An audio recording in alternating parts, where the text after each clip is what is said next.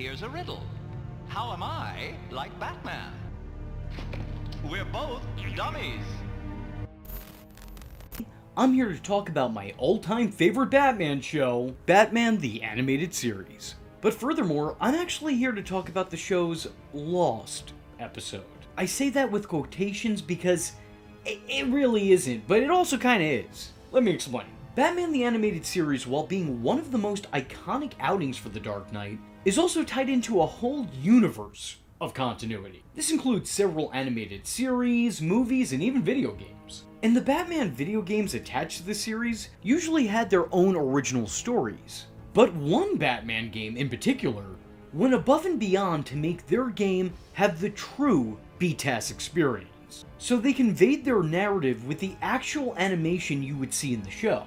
However, unlike Gotham City Racer, which is a travesty I will one day be forced to talk about, this game didn't just reuse, recycle, and repurpose already made animation for the show that it's based on.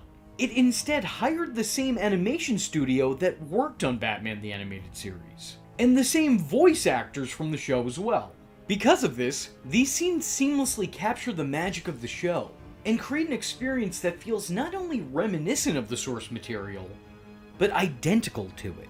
Since not much narrative is conveyed within the actual gameplay of the game, no, seriously, it's really just traveling from one place to the next. That's it. That's the game. I mean, don't get me wrong, the visuals are really nice here, but that's really all there is to it. You're just driving around. And then when you finally get to the finish line, you're rewarded with some surprisingly well-made cutscenes for a Sega CD game. That is the entire game experience. Anyway, since the game itself isn't integral to the story that it's telling, you could completely strip this of its gameplay and missions, and nothing is truly lost. What's being taken away is inconsequential because the scenes alone tell the story. And that story is almost the exact amount of runtime of an actual Batman the Animated Series episode. So that's why a lot of people refer to this as the Lost episode. Although I don't know that it's necessarily lost, it's just more so forgotten. It's not often talked about, so it's kinda like this uncredited, unrecognized episode of BTAS. And you may now be thinking, V, is this 17-minute adventure really worth talking about? You bet your badass it is. And that's why today, that's what I'm gonna do. This game offers up some of the strangest visuals in all Batman the Animated Series lore. There are things here that you won't believe you've seen. But just remember, you can never unsee them once they have been seen. The episode, again, in quotations, starts with Ivy spawning a plant monster who low-key just kinda looks like Clayface going through a vegan phase. And its birth is followed up with Batman bludgeoning it to death. Hey, you guys remember Batman's no-killing rule? Because Batman didn't.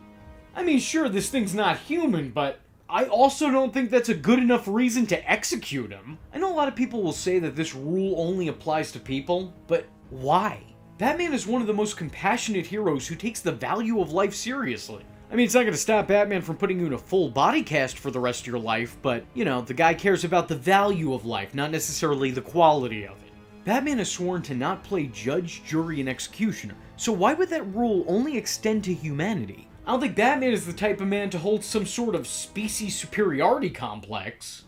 I mean, he doesn't even know what species he is. Is he bat or man? I don't know. In all seriousness, it does seem like a strange choice given the fact that Batman lives in a world where there are all forms of equally intelligent life. Him drawing the line at human kinda makes him look like a little bit of a dick. And make no mistake, Batman definitely kills him. This isn't some killing joke left up to interpretation type shit. Batman blatantly brutalizes him. Without question. Like, damn, Bruce, you resorted to that kinda quickly. Were you just waiting for the loophole? I don't know. It seemed like you could have gone a different route. There might have been other options. You didn't even stop to think of them. You went straight to death. When he finally catches up to Ivy, he learns that she's not working alone. Her mysterious partner has kidnapped both Robin and Commissioner Gordon in the time that it took Batman to catch her. Which I gotta say is very un-Ivy-like. I don't know that she's keen on working with others. She has a soft spot for Harley, sure, but outside of that, I don't think that she'd humor team-ups. Also, Ivy isn't typically chaotic evil. She does what she does to protect plans. She wouldn't go out of her way to bother Batman. He'd only factor into her plans if she had a greater scheme that he was trying to stop. Killing Batman isn't gonna feed her Venus flytrap, and no, that was not a euphemism. Anyway, being that Batman is the world's greatest detective, he immediately deduces that the man in question is none other than the man with questions, the Riddler. Batman seeks out the Riddler, finding the missing Commissioner Gordon. Of course, the Riddler in response asks Batman a riddle, but rather than humor him or give him a well-thought-out retort, Batman decides to just bust his knuckles against the Riddler's face. The real Riddler then reveals himself, only to trick Batman into going into his virtual reality, so that the next level could give the game some of its most fun visuals yet. But Batman defies the power of the Oculus and breaks free, putting a stop to Enigma and saving Jen, who reveals to Batman that the Joker has taken Robin to an old abandoned amusement park, which does feel a little bit reminiscent to The Killing Joke, but also serves as a reference to the Season 1 episode, Be a Clown. When Batman arrives at the Discount Six Flags, he only finds Harley, who dares the Caped Crusader to chase after her. The Joker finally greets you, making one hell of an entrance. He's got spotlights and all, because if this man is nothing else, he is a showman. It's here that the Joker recreates the Mad Bomber episode of The Grey Ghost, using plush toys in itty-bitty little bumper cars, packed with not-so-itty-bitty explosions. After Batman passes the Joker's challenge, he saves Robin, who's tied up in a chicken suit. And do you see? You see what I'm talking about here? Do you see now why I needed to alert the public to this? Look at this imagery. Where else are you gonna see Robin tied up in a bird outfit? Canonically speaking, that is. I'm not talking about some deviance art that they post on DeviantArt. But even upon stopping the Joker, they realize that the plot, like myself, thickens. And this ploy goes much deeper than that. Someone is using all of these villains to serve some greater scheme. Wait a sec, is this Hush?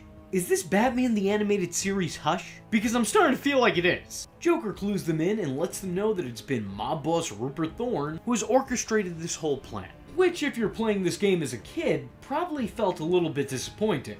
I mean, here you have all these fun, interesting, colorful villains to fight, only to find out that the big bad is just some big bad in a suit. If Batman chopping down a living being and Robin dressed as the gobbledygooker wasn't strange enough for you, this game then provides you Rupert Thorne slamming his fist through glass, and then completing a scene with shards in his fingertips. Leonardo DiCaprio, eat your heart out. This is just a little bit strange, isn't it? It feels like a little bit too hardcore for the demographic here. I don't even think they'd be able to get away with this in the show. But in a video game, probably directed at a slightly younger audience than the show itself, that's acceptable. Batman and Robin, of course, inevitably track Thorne down only to find that this is in fact not Rupert Thorne, but Clayface masquerading around as Rupert Thorne. And again I ask, is this Hush? Am I playing Hush? Is this Batman the Animated Series Hush the video game? Before Batman Hush the comic book was ever written? A fight ensues, but honestly, Batman puts a stop to Ron Perlman pretty fast, freezing him for a time being before he somehow slips through the pipes. I didn't know he could do that. He slips through the pipes and heads out the front where he grabs a gun and starts raining bullets down on the dynamic duo. And Batman, in turn, shoots back. What the f? Okay, let me get this straight. This Batman cut down Groot like he was George Washington, about to create an eternal myth. And now he's just out here capping people who were deformed in accidents? See, this is why Batman should have an overall no-kill rule, because it becomes a very slippery slope. You start to ask where you draw the line. Why did Batman just pick up a gun? The no-gun thing was already established at the time. He's mentioned it several times in the Batman the Animated Series lore. I don't remember a whole lot of Batman the Animated Series episodes ending with a gunshot and a fade to black. Anyway, Clayface turns into a tire, which is a sentence that, you know, at this point I'm immune to. Although, seriously, I don't remember Clayface having ditto rules. I thought he could only transform into people. Multiple people, I know that, but I don't remember off the top of my head him just turning into shapes and objects. So anyway, he uses his amazing powers to hijack a plane as himself. This way the game can have a final battle that takes place in the air. A battle which ultimately ends with Clayface's helicopter crashing and burning above a bridge, as we watch Clayface disintegrate in the river beneath it. Jesus, that is unnecessarily brutal. This was made for children? I mean, I'm not complaining about it. I'm in awe of it. All in all, after watching all of this, I just gotta ask, what was anyone's game? Why was everyone working for Clayface disguised as Rupert Thorne? The fuck if I know. But that's the game, and that is the allegedly lost episode of Batman the Animated Series. There are a couple glaring issues here that definitely separate this from maybe not the continuity of the show, but the quality of it. The music and animation is pretty compressed and pixelated. The actual audio at times seems confused. Sometimes it plays a background track too low. Other times it just has several background tracks overlaid, so you really don't know what it is you're listening to or what they were trying to get across. The plot only exists to shoehorn villains into the game to give the player something to do and someone to, well, not even fight, but drive to a fight with said villain. The music used doesn't always seem like it fits. Sometimes it's obviously cut and trimmed in random places that don't make a whole lot of sense. But again, considering that this is all just connecting segments in a driving game for the Sega, I think those can be easily overlooked, and the product deserves to be appreciated. I think it's definitely one of the most bizarre additions to this Batman story, and I don't think its take on some of the characters is absolutely ideal. Some of the characters' actions feel off and contradictory to their actual characterization, which is strange given all the talent from the original series that returned to make this game. Ultimately, it was a great choice to bring back all of the cast and use an animation studio that was already familiar with the product. This makes the whole experience feel legitimate and, more importantly, really fun. I doubt that a whole lot of you are going to look to seek this out for your own Sega collection, but if you're interested in checking out the cutscenes, they're available here on the platform, so have at it. This is my most hated Batman game. Not least favorite, most hated. I know in the past I criticized Batman Dark Tomorrow for its terrible rendition of the Batman brand, but you know something? At least that game tried. It may have failed, but it tried to properly portray the comic book characters. It tried to give its audience something entertaining. The game that I'm talking about today couldn't have even been bothered to try. So little care, so little effort, so little thought was put into this. Batman Gotham City Racer has to be one of the worst excuses for a Batman game ever made. I remember begging my parents to buy it for me, and then after a day of playing it, I begged them to take it back. And I was all in on the Batman craze from a relatively young age. If it was Batman related, I wanted it. It didn't matter what it was, or the quality or lack thereof of it, and yet still, despite all of that, this was beneath that bar for me. This game was so terrible that even at my young age, and probably the most enamored I was with the fandom, I still rejected it instantly. There's just not a whole lot of fun to be had in this one. Everything about it is just so half-assed and full awful. There isn't a real plot to the game. Instead, it borrows plots, full clips actually, from the new Batman adventures. And these story threads are just used to justify the driving-based missions this game puts the player on. Meaning the game itself is never offering up anything new, just recycling previously told stories that didn't need car chases in them to keep their narrative interesting. So what you end up with is a clip show of episodes you've already seen, but now with the added benefit of janky car crashes and boss fights thrown in. The clips they use are lessened in quality not only because it's compressed for a PlayStation 1 disc, but it's also lessened in quality with the way that the content is used. The interesting story that surrounds these scenes is completely gone, and in its place is just Batman driving from destination to destination. Oh yeah, that's fun. It never really feels like you do anything in this game that's particularly important because the gameplay just provides an alleged in-between of major moments from the actual show. It brings absolutely nothing new to the table and just recycles what's already been done to a much less great effect. The clips that are reused are trimmed down to only provide the most basic of information, and sometimes it doesn't even manage to do that.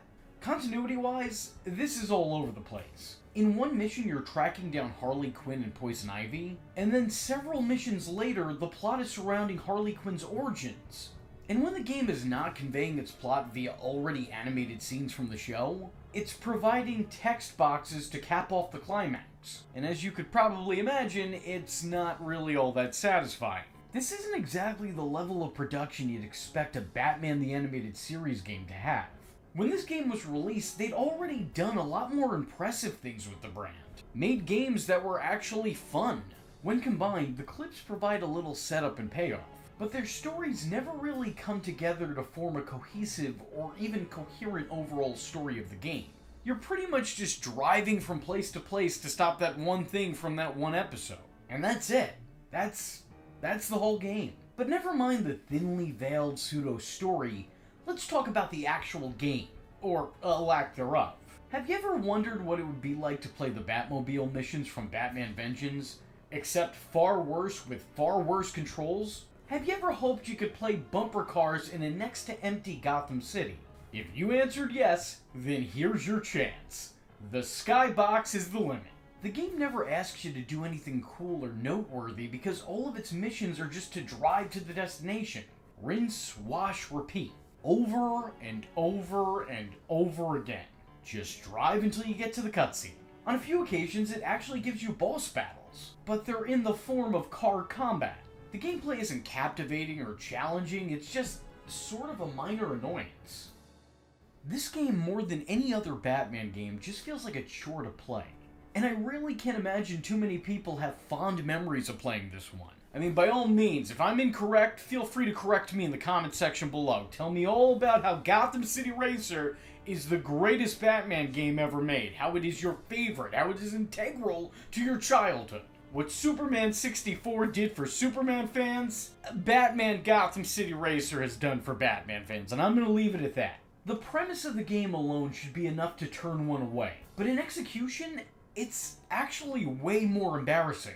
Nothing about it feels professionally made. Even for 2001, this still kind of feels like amateur hour. The character icons that are used in place of in-game models are the character design sheets that you'd find on the old official series websites, poorly cut out of their original backgrounds. The text is haphazardly put together. It's almost as if everything outside of the gameplay was a complete afterthought. And you would think, if that was their mindset, that the gameplay would be something truly mind-blowing. And it is, in the sense that I wanted to blow my mind directly out of my head when playing it. It is mind-dullingly awful. I usually don't go out of my way to talk about the controls in games, but there was no control to be had in this game. The Batmobile just kind of does whatever it wants, as does the arrow at the top of the screen, which is supposed to guide you to your goal. But more often than not, it just points you in the other direction, because, you know, why? Why not? I don't know. All I know is that this brooding billionaire has some of the most advanced technology I've ever seen, and yet, somehow, is working with the world's worst GPS. I'm not overselling any of this either. If anything, I'm underselling it by sheer inability to properly articulate how bad this game is. There are next to no positives on this one. So little of this actual game resembles what it's supposed to be based on.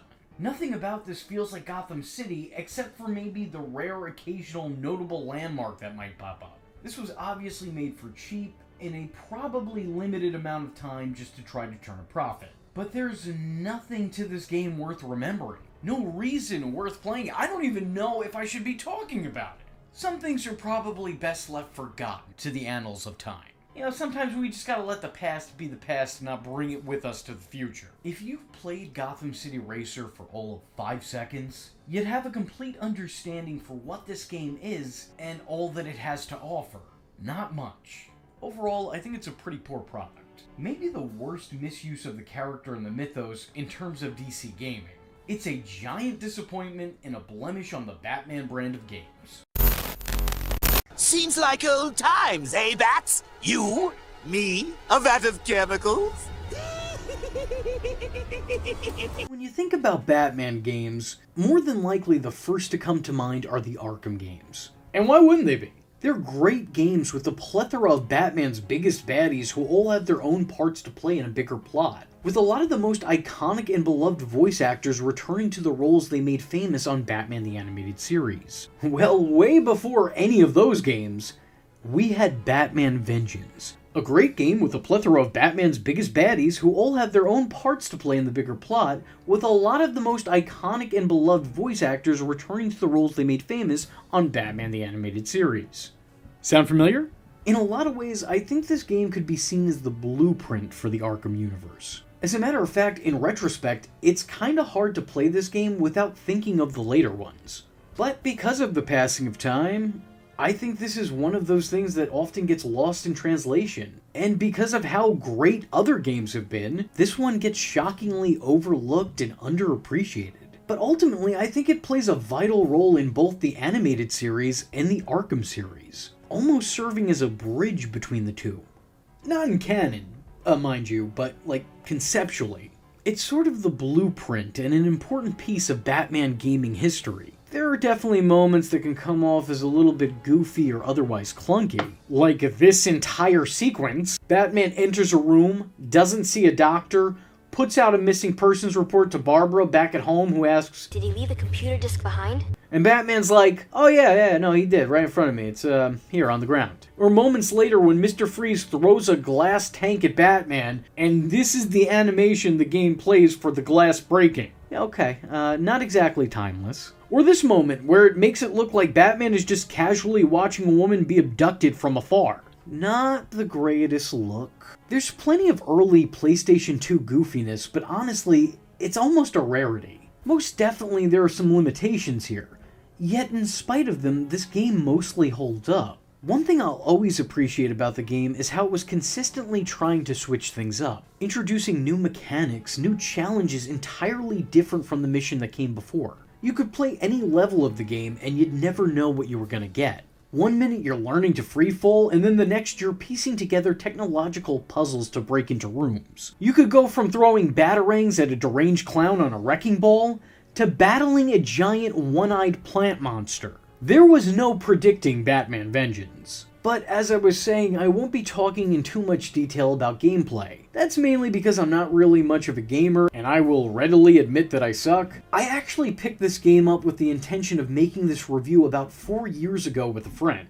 And it was such a nightmare between trying to control Batman, who moved around like a tank, and battling against the camera angle that wanted to get the least helpful angle possible at any given moment. It was so challenging that I literally put the game down and didn't pick it back up until I made this review. 4 years later. Yeah, it's not an easy play in hindsight. Definitely not the smooth sailing you might be used to in a Batman game by now. What I will say about this game, though, is that it immerses you in the DCAU. It literally feels like you're playing through an episode of Batman the Animated Series. And the game wastes no time throwing you right into it, as Batman rushes to save a damsel in distress from an explosion during the opening credit sequence.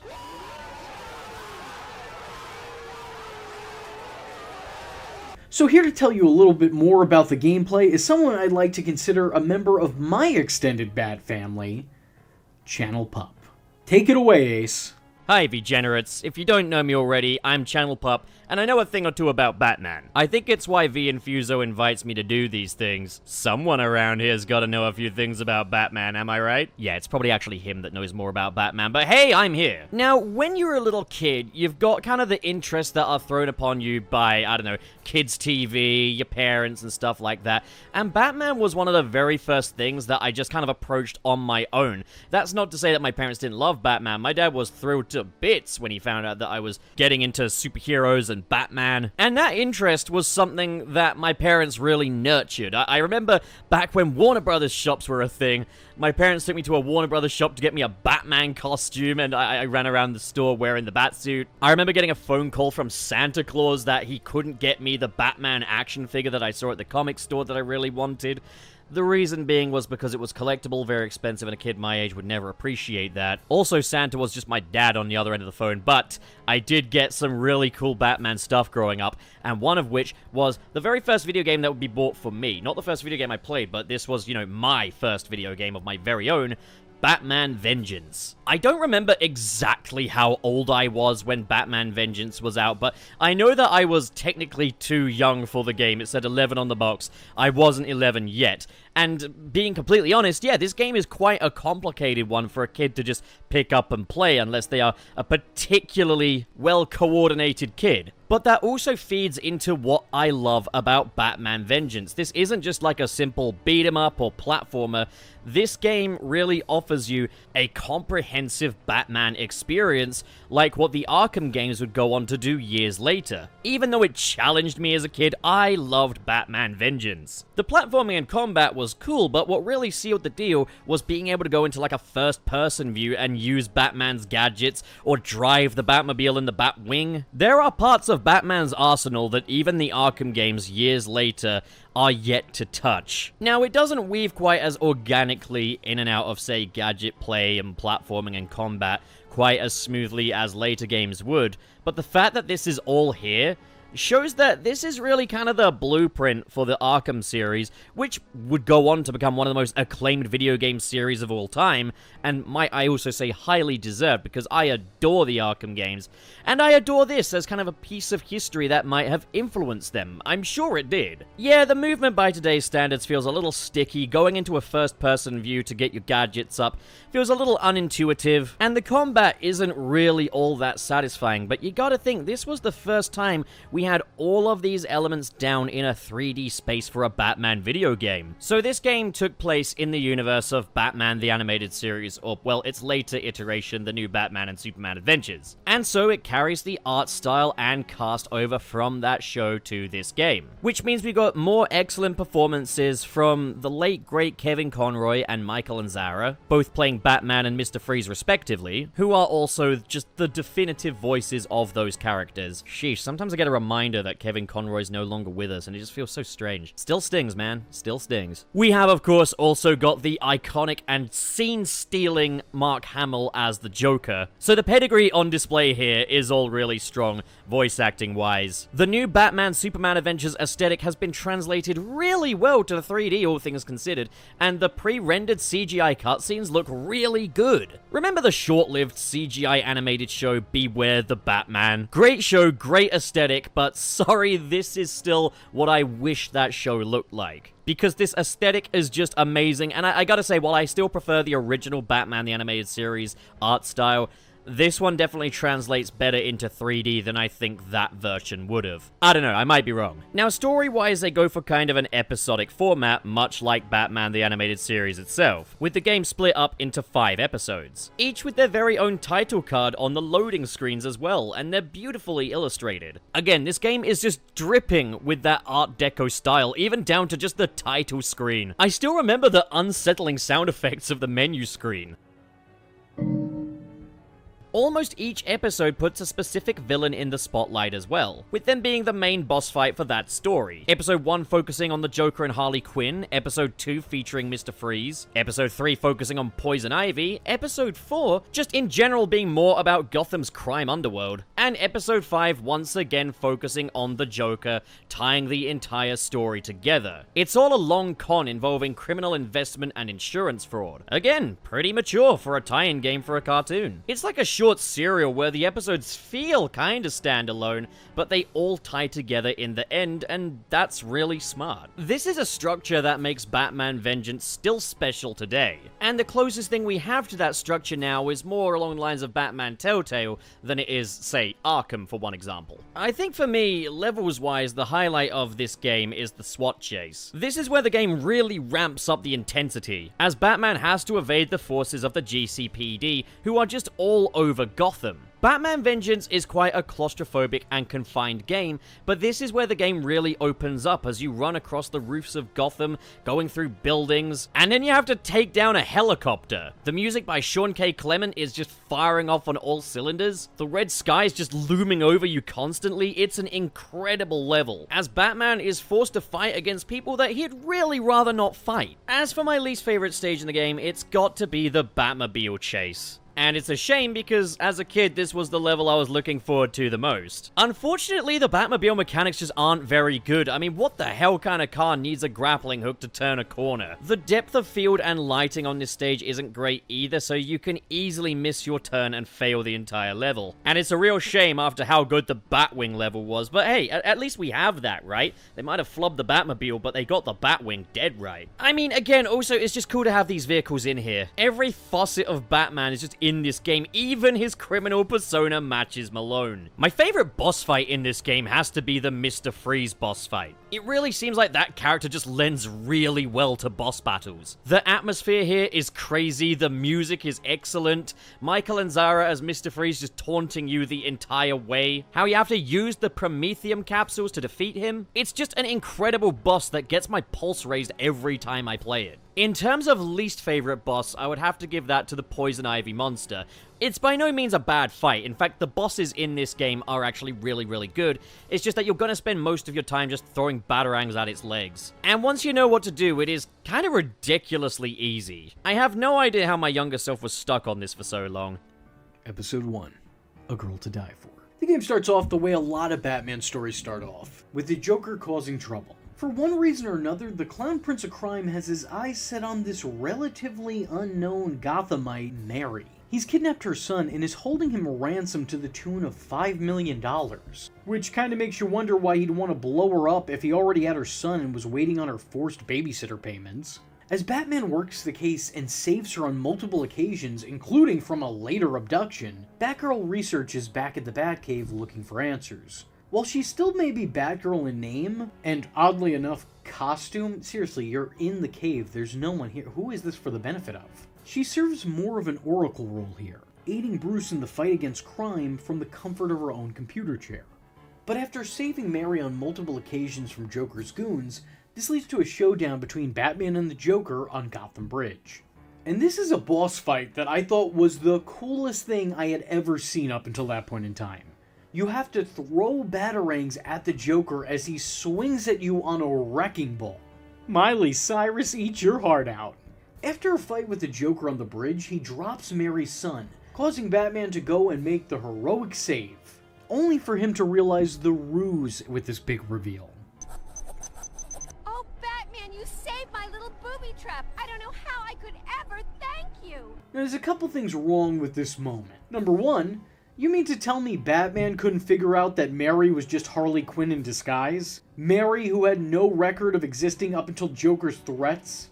Whose son had no record of existing up until Joker's alleged kidnapping? Mary, who just so happened to sound exactly like Harley Quinn? And Mary, who has never been around in the same room as Harley Quinn, despite being surrounded by the Joker and those close to him? You mean to tell me Batman couldn't have pieced that together? You know, World's Greatest doesn't even come into play here. Quite frankly, I'm questioning if you're even qualified to be a detective. But then to make matters even worse, you're telling me that Batman couldn't tell the difference between an 8-year-old boy and a bag of flour? I was maybe an actual 8-year-old boy when I played this for the first time. And when I was a child, I knew that that was not one. I took one look at that and I noticed that it didn't look like an actual in-game human model. There was no voice performance coming from it. And despite the fact it was very clearly in danger, it looked like the Joker was the only one that was moving it around. So, you know, it was very easy to determine that that was not real. And let me tell you something, if you're thinking, well, V, you know, maybe not all kids, you were a smart kid. I wasn't. I was dumb. But Batman? World's greatest detective? He couldn't tell that this wasn't a person? You know, this is really making me rethink the whole vigilante thing. Like, maybe there should be a test or something before you put on a cowl.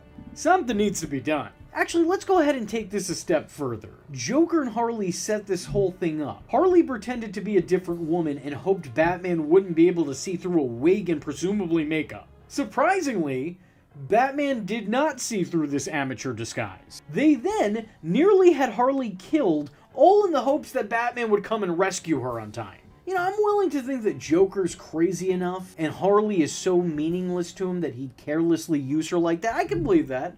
100%. I absolutely buy that. But then they even had to stage a full-blown abduction for the benefit of Batman in attendance? I don't know, it just seems a little excessive. Like, you know, it's a lot of work. And to what, though? You know, like, what was the end goal here? Was it reached? I don't think so. After a fight with Joker, Batman is met with a fist fight with the Joker.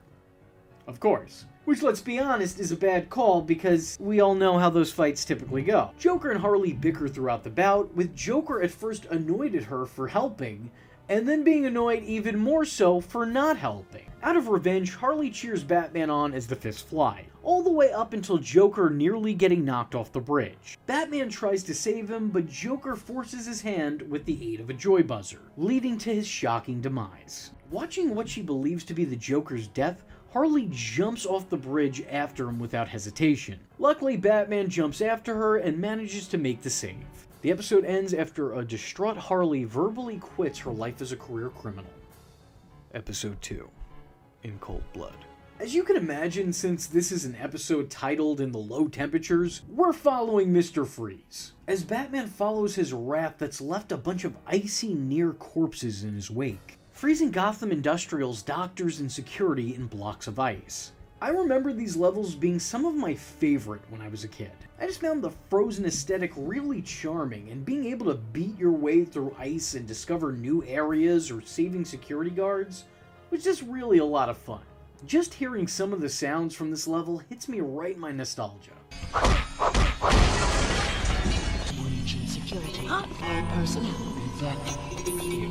I mean, the early 2000s computer malfunction voice? Come on, how could you not love that? It's a classic. Now, typically I found the bat grappling system really frustrating, but I always had a lot of fun getting around in these levels on the rarity that I could actually use that properly. Mr. Freeze's madness isn't without method, as he's hunting down chemist Isaac Evers. Batman eventually finds Dr. Freeze, just as Dr. Freeze finds Dr. Evers. After fighting off Mr. Freeze's all-female force, hey, I guess Harley Quinn was right, he really is the most woke supervillain. Batman chases after him in the Batplane, which, I gotta tell ya, it blew my mind as a child. When I say this game made you feel like you were playing an episode of Batman the Animated Series, I meant it. While it's not open world, the scope of this level really gives you a feel for the world that this takes place in. You're literally flying through the red skies of Gotham City. What more could you want? Batman doesn't stop Freeze, but he does manage to save Dr. Evers. When Batman questions him about his frozen beef, Isaac reassures him that he'll be safe working from his home office, and he'll use money to hire security from the grant he has from the Wayne Foundation. Batman, secretly being Bruce Wayne, obviously knows that this is untrue, so he decides to do some digging as to why Evers would lie, breaking into his facility the next day and looking for whatever information he could find. I don't know if it was the greatest idea to just let the guy go back to his job knowing that Mr. Freeze was looking for him, but then again, I guess Batman doesn't really have any jurisdiction here. He's wearing a mask, not a badge. There's only so much he could do. Problem is, he's not the only one who thought to do so, as Mr. Freeze and his hired help are also breaking into the facility.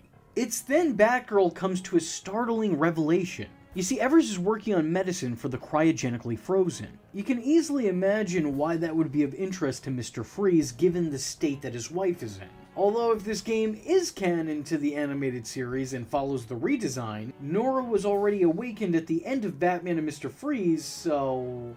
Unfortunately, federal funding was cut from the project, as the board felt that the medicine was too unstable. However, it appears that the program continued to be funded by the Joker. Obviously, Joker isn't exactly a compassionate man of the people, so something's gotta give here.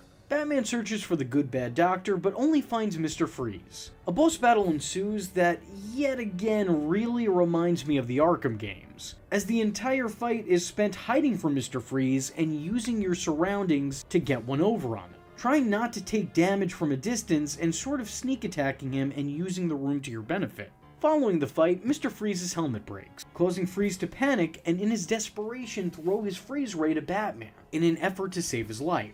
I have always really loved this scene.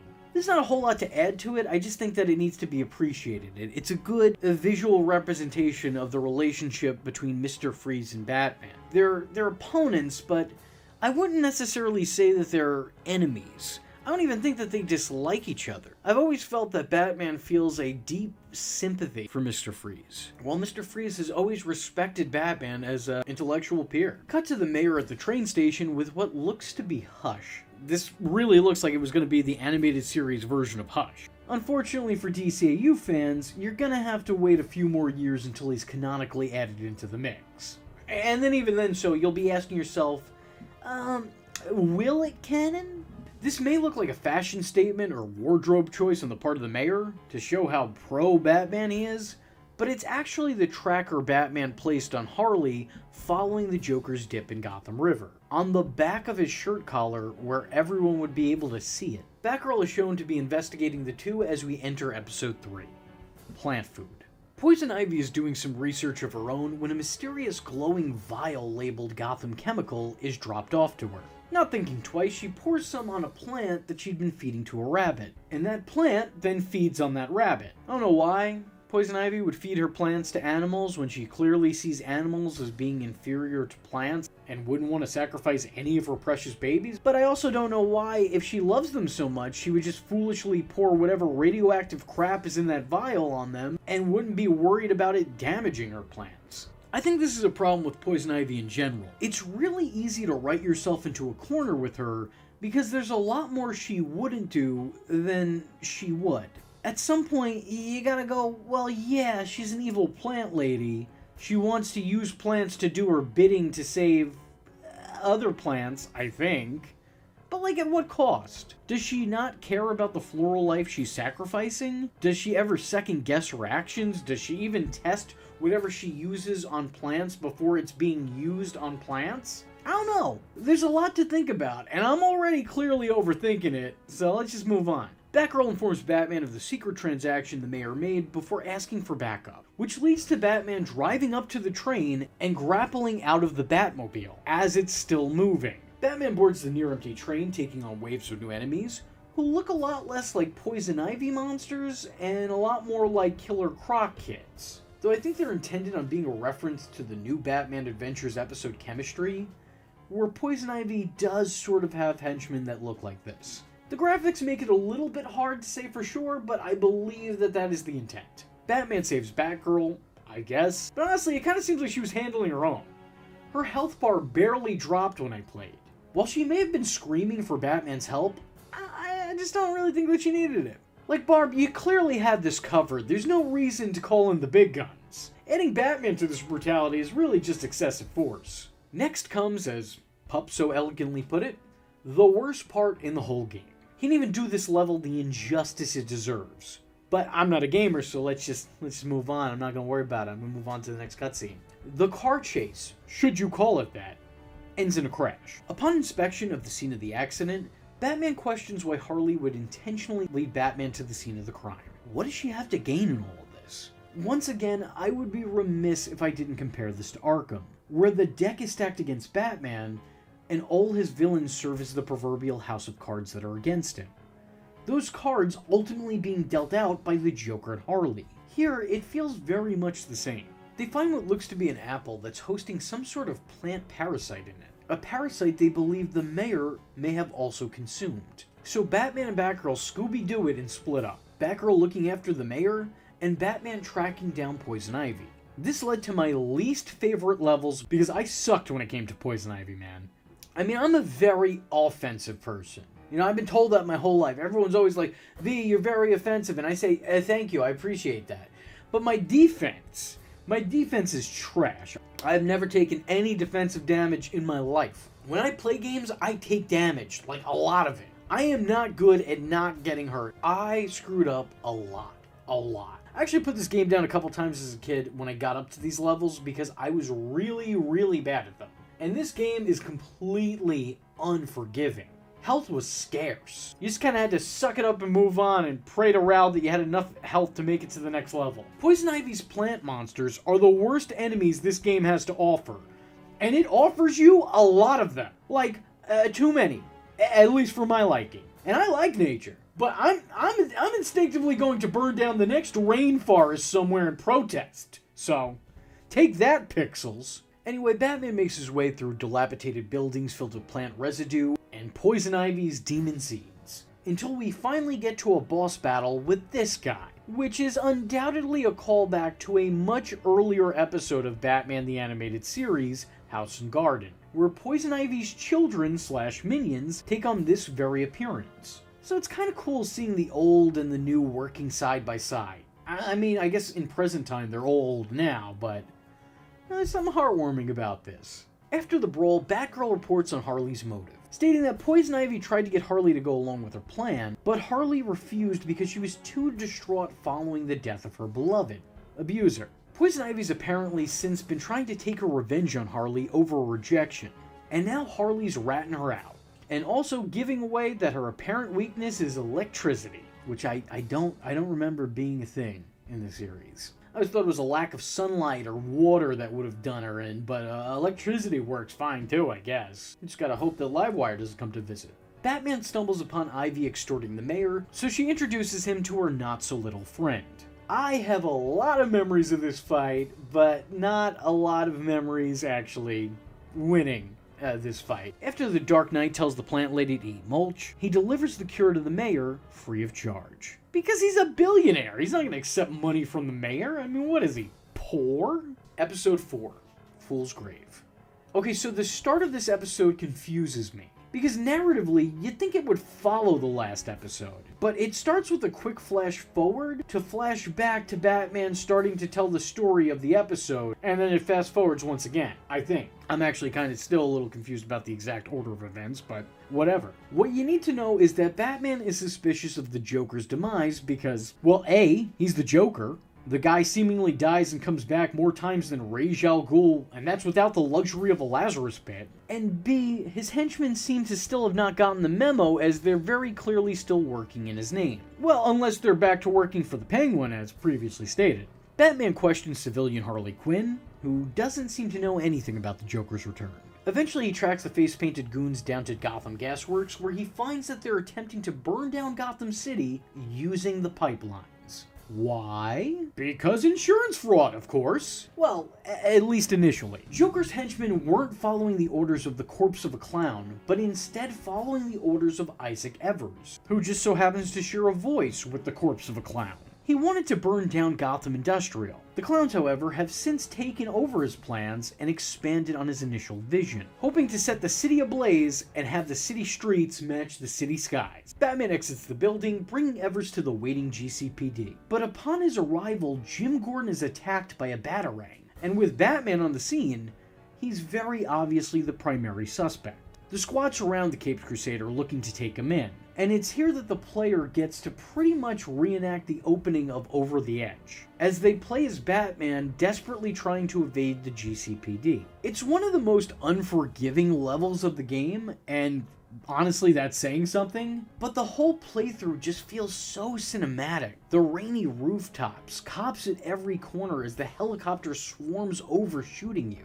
The drama is heightened by the accompanying soundtrack and the constant imminent sense of danger you realize Batman's in. And this all leads up to the coolest boss fight in the game, as Batman has to bring down a helicopter that thus also brings him down off the side of the building. Which, by the way, he hits the pavement and still somehow survives. Batgirl picks him up in the Batmobile, and that's where the episode started off. Very quickly, the modern Sherlock Holmes manages to deduce that Harley Quinn is at the center of all of this. Which, yeah, she's the only character with a connection to just about everything that's happened thus far. Wasn't really a brain teaser, that one. Batman decides to return to the last place he saw Harley Quinn. But with every cop looking for Batman, he'll have to go incognito.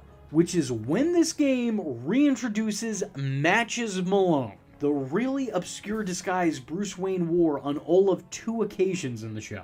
Objectively, it's a bit in poor taste as it's just a scar and a beard, but I can't help but love it in spite of itself. While undercover, he finds all of Joker's goons at Funny Bone Warehouse, realizing that the Joker is very much not dead.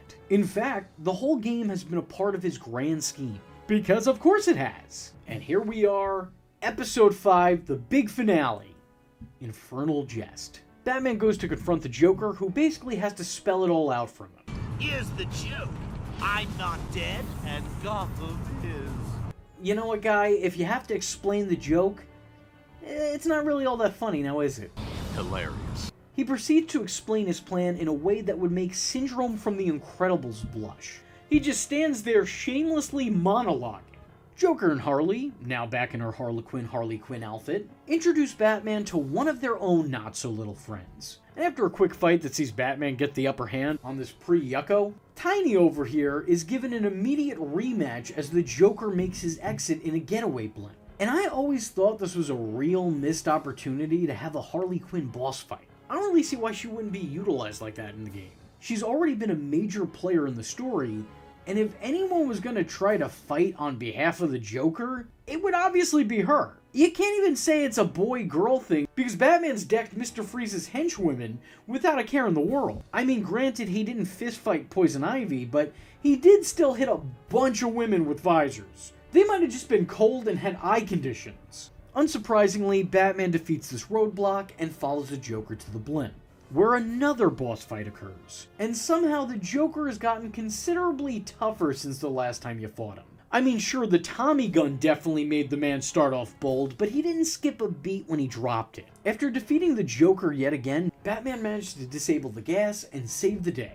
as he's been known to do. The Joker, regaining consciousness, decides he's not so fond of his room in Arkham Asylum, and without hesitation grabs his gun and jumps to what you would think would be his death. Batman, of course, stupidly and selflessly, jumps out after him just as he did with Harley, which leads to an aerial assault. We're talking about a fight in freefall, a brawl in the clouds. Joker relentlessly shoots at and throws gadgets at Batman as he tries to save him. And this is just about the most Joker thing I think I have ever seen in all my days. Biting off your nose to smite your face. Showing no care for your own life just so long as your foe loses his. Ultimately, Joker lives to spend another stay at Arkham Asylum, where he's in the company of all the other villains the Dark Knight's rounded up. Elsewhere, Jim Gordon apologizes to Batman, while sharing words about the power of the Joker, only for the Commissioner to realize that he's having that conversation all by himself. The game ends with a bat signal in the sky, and someone else calling out for the Caped Crusader, because the story never truly ends. And that is Batman Vengeance, an oddly titled but otherwise pretty great game. I won't sit here and act like the gameplay is entirely fantastic, because a lot of the time it's not. Not all of the time, but, some of it. A good chunk of it. But there's so much love and care that went into making this game, with so much appreciation for the wider BTOS lore, that I think it's absolutely worth checking out.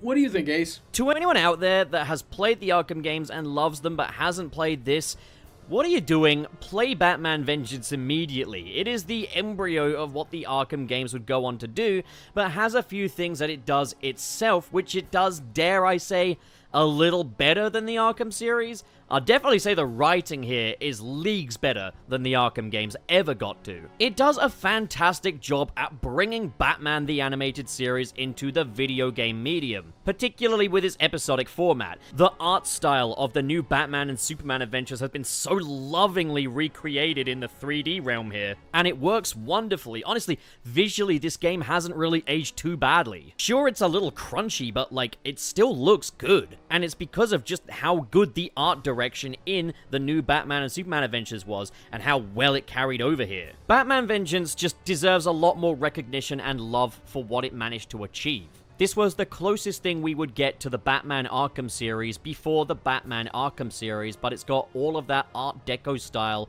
of the new Batman and Superman adventures. I absolutely adore the soundtrack in this game as well. Sean K. Clement has delivered a very distinctive score for this one, which pulls cues from the Danny Elfman theme, but at the same time is very much its own thing. It's a very different style to what Shirley Walker was doing on the actual show. And that's not necessarily a bad thing, as much as I adore the work of Shirley Walker, of course. So if you love Batman the Animated Series, this is just the show in game form. They've put the story first here, and all of the gameplay feels like a vehicle for that story, but even then, it still manages to feel like a comprehensive Batman experience. It's a little clunky, it's a little stiff, all by today's standards. The combat is nothing special, but it's all here. All of those ingredients to make a great Batman experience are all here. Which is why, if you're gonna talk about the best Batman games, Batman Vengeance has to appear in the conversation somewhere. I think I'm gonna hand it back over to you now, V Infuso. You're the star of the show, you're the one that people came to see. I've had enough time here, I'm gonna shut up. Alright, hell yeah. Catch you on the flip side, degenerates. I guess at the end of the day, that just leaves one question. Will it canon? Still look like an easy fight, Batman? No, just a good one. Now previously, I've discussed my favorite Batman game from my childhood, that being Batman Vengeance. But now, let me tell you what I thought was the coolest Batman game from my childhood. Still set in Batman the Animated Series, or more accurately at this point in time, the new Batman Adventures, its sequel, Batman Rise of Sin Tzu. Before I get into the story, let me first tell you, you need to enter this game with no expectations. Because if you go into Rise of the Sin Tzu expecting the same experience as Batman Vengeance, you're gonna both be very pleasantly surprised, but also somewhat disappointed. Like the game before it, it's very mission-based. Unlike the game before it, everything else. It's a completely different game with entirely different mechanics. Even genre-wise, these two games are night and day. Whereas Batman Vengeance was an action-adventure game, Rise of the Sin Tzu is in fact a beat-em-up, which is completely unexpected both because of how considerably different this was from the previous installment, but also because beat-em-ups weren't exactly all the rage anymore. By the time this came out, they almost felt like a dying genre, or at the very least, a much more niche product. I could be off on this one, but there was a point in time where I was seeing a lot of them, and this was not that point in time. That's the only point that I am trying to make here. It feels weird to have the Batman brand marketed like this, but I'm not really complaining. Because this game did what no other had up until that point in time, giving the player the ability to play as any member of the Bat family. Batman, Nightwing, Batgirl, even Robin, who strangely enough was actually voiced by Scott Menville in this game, who is noticeably not the Robin from Batman the Animated Series or the new Batman Adventures, but instead the Robin from Teen Titans. Hope I haven't missed all the fun. He stole something from me. Your charming good looks. It's your kind of show, puke face. And another loser bites the dust. This is gonna be fun. Whoa! Awesome, Batgirl! Wow, you're a blast to watch, Batgirl. I love it. Lame-o. Not as tough as they looked. Things change. This confused me a lot as a child because not only is this not the same Robin from the same continuity, but it's not even the same Robin, as the Robin on Teen Titans was Dick Grayson, while the Robin on the show was Tim Drake. Yeah, so, that was an early mind freak for me. And before anybody asks, no, I did not want to say freak, but I did want to get monetized on the video, so you see how that works. Let's continue. Outside of the change in sidekick vocal cords, the rest of the cast from the new Batman Adventures returns. Kevin Conroy, Tara Strong, and Lauren Lester all provide the famous voices of the classic heroes, while Jeffrey Combs, Hector Elizondo, and Ron Perlman all provide their voices to the iconic villains once again. Bob Hastings even comes back to play Commissioner Gordon, so it's nice to hear the gang all back together again. But the true highlight of this lineup has to be not the returning, but instead the debuting talent, as Kari Hiroyuki Tagawa acts as the game's namesake and main antagonist, the Sin Tzu. That's right, Shang Tsung himself is this game's big bad. Very good, Batman. You are the worthy opponent I desire. Two great commanders facing each other on an empty battlefield. There is no chance involved, only certainty. I have provided you a puzzle with no solution. Portraying a character never before seen on screen or put to comic book panels, Sin Tzu was specifically created for this game to give Batman a brand new threat rather than having him go toe-to-toe with an old foe. And this blew my mind as a kid.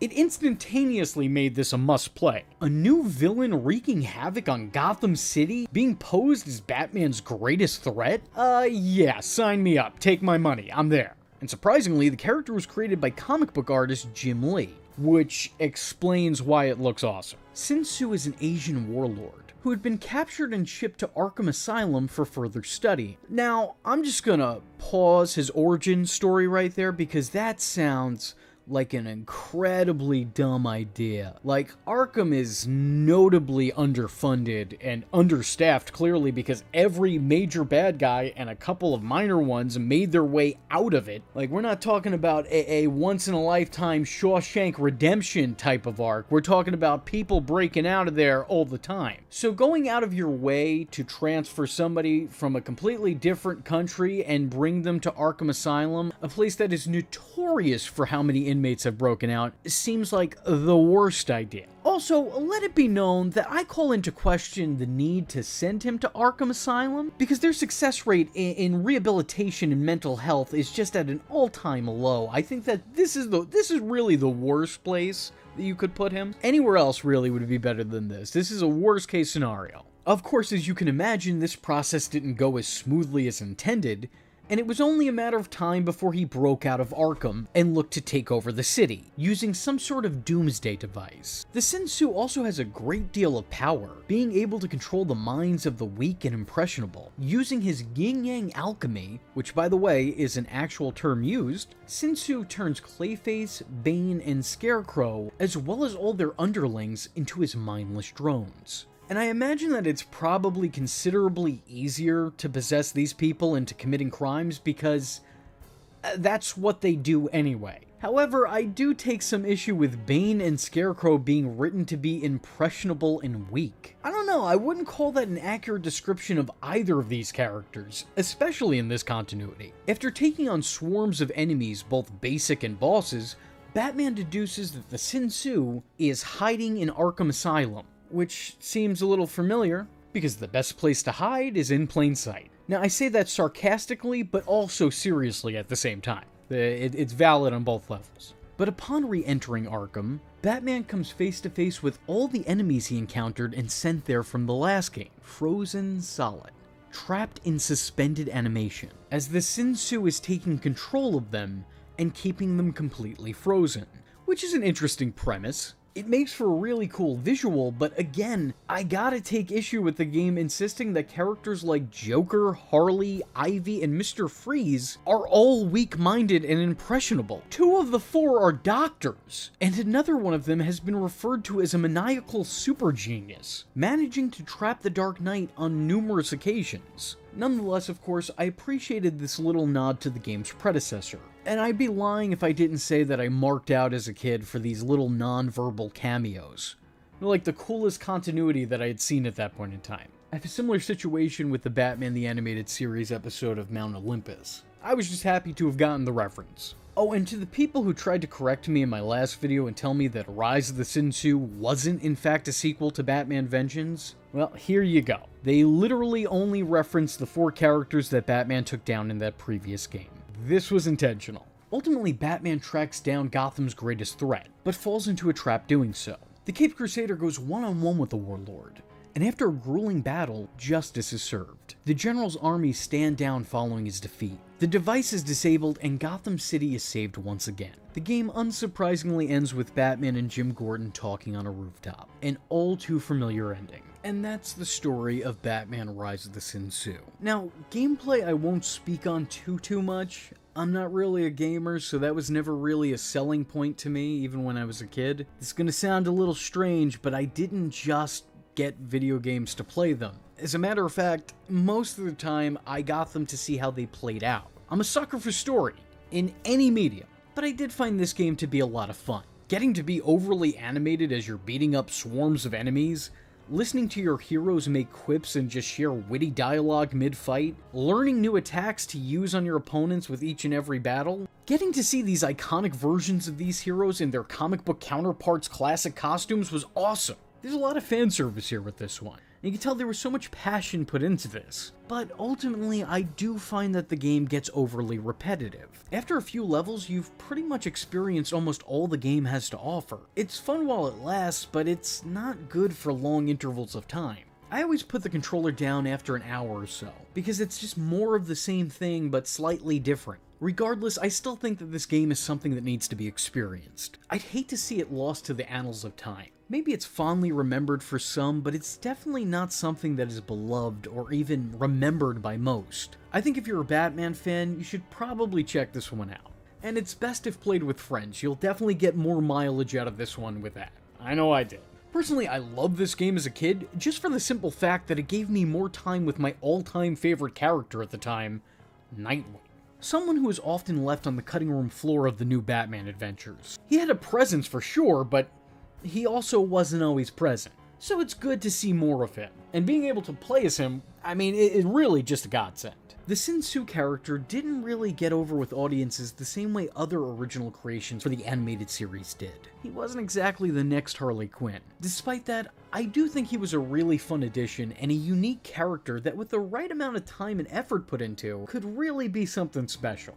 But he hasn't really appeared anywhere outside of a tie-in comic to the game. Which, by the way, if you'd be interested in hearing about, let me know in the comment section below by leaving a comment saying, "What's your game, Penguin?" With all that being said, I was your least favorite YouTuber, Infuso, and I thank you for watching.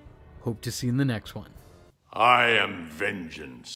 I am the night, and that was Infuso. Just remember, if you're not tuning in, then you're missing out. So, if you like the words that came out of his mouth hole, and you too would like to become a V-generate, don't forget to like and subscribe. Thanks for watching, nerds! And if you're not joining the fun, you're in for one bad day. And you know what they say about having one bad day?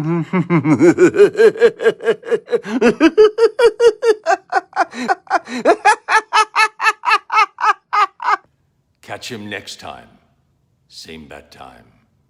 Same bat channel.